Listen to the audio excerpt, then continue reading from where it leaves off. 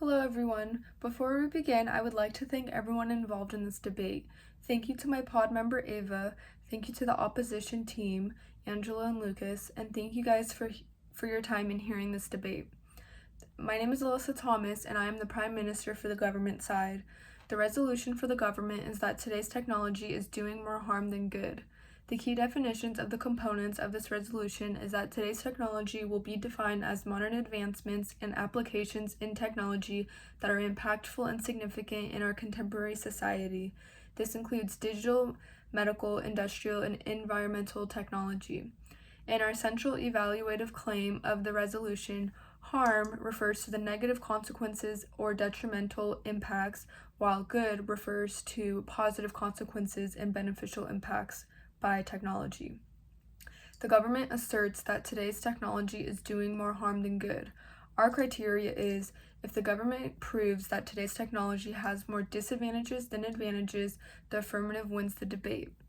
The harm of the status quo is that modern technology perpetuates significant environmental damage, economic inequalities, and ethical dilemmas, which overall outweigh its potential benefits. This problem is inherent because of the very design and structure of modern technology that prioritizes profit, efficiency, and engagement over sustainability, equity, and well-being, making these harms systemic and unlikely to resolve without significant intervention or reform. First off, I would like to address the detrimental impact today's technology has on the environment, on our Mother Earth and nature. One instance of this is the global emissions the tech industry produces. According to GreenMatch.co, the tech industry accounts for 7% of global emissions and is expected to rise rapidly. What exactly are global emissions, you might ask? Global emissions refer to the total amount of greenhouse gases released into the atmosphere from human activity. These emissions specifically contribute to climate change by literally trapping heat in the Earth's atmosphere, leading to global warming. Additionally, GreenMatch.co found that about 12,760 liters of water is required to produce one single cell phone. To put this in reference, 1,000 liters of water is enough to have about 3,334 cups of tea. What's even more alarming with this ongoing production is the waste that comes from it in the end. There is an estimated 57.4 million metric tons of disregarded electronics annually. This waste highlights the disrespect for Earth's resources because, according to the U.S. Environmental Protection Agency, manufacturers use Earth's precious raw materials to make phones. These materials include such as copper, gold, lead, silver, lithium, and metallic oxide.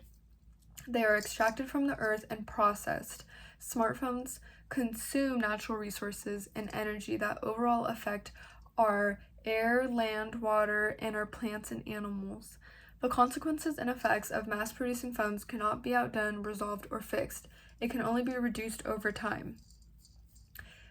These devastating environmental impacts from massive emissions to resource depletion and waste underscore the undeniable truth that the growth of today's technology is causing irreparable harm to our planet. Secondly, I'd like to address the economic disparity and inequalities our modern technology causes.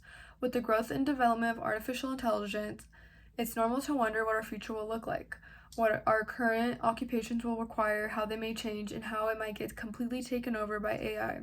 According to the International Monetary Fund, AI will affect almost 40% of jobs around the world, replacing some and completely diminishing others. We've already seen this happen in our local grocery stores by cashiers being replaced by self-checkout services, taking about 75,000 retail jobs. Now, with jobs regarding AI, Forbes.com found that the National Bureau of Economic Research claims 50 to 70% of changes in U.S. wages since 1980 can be attributed to wage declines among blue-collar workers who were replaced by automation. Artificial intelligence is unarguably profound. However, while people with postgraduate degrees saw their salaries rise, low education workers declined significantly, ultimately increasing economic inequality in the U.S. The World Economic Forum believes that automation will take over about 85 million jobs by 2025.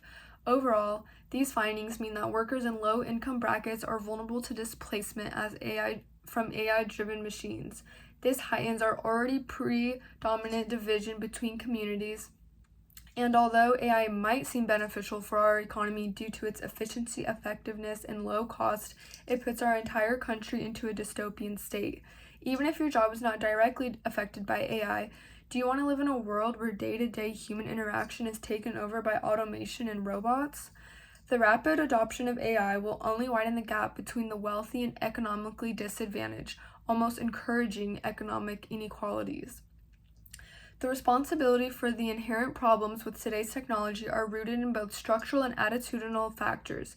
Structurally, weak policies and regulations allow corporations to prioritize profit over sustainability, ethical, and privacy considerations, leaving these harmful practices unchecked and unaccounted for. The attitudinal inheritance is perpetuated in these issues through society's fixation on convenience and innovation over long-term consequences. Together, these inheritances ensure that the harms of today's technology are deeply embedded. Now, the cost of my case comes at technology's most important use, its innovation and advancement in the medical field, which could be significantly hindered if its development is restricted. Technology has undoubtedly revolutionized healthcare through inventions such as MRI machines, robotic surgery, X-rays, and countless others. Limiting the development or use of technology due to its environmental and socioeconomic harm could delay progress in these critical areas of society. I know the use of technology is vital in this field of life, but acknowledging its harmful characteristics in other aspects of life simply does not affect or relate to the medical field. However, my goal is to argue that today's technology is doing more harm than good, and overall, I believe through its detrimental environmental impact, saddening growth of economic equality, and potential privacy threats, my case has several key advantages that demonstrate how the harm caused by today's technology outweighs its benefits.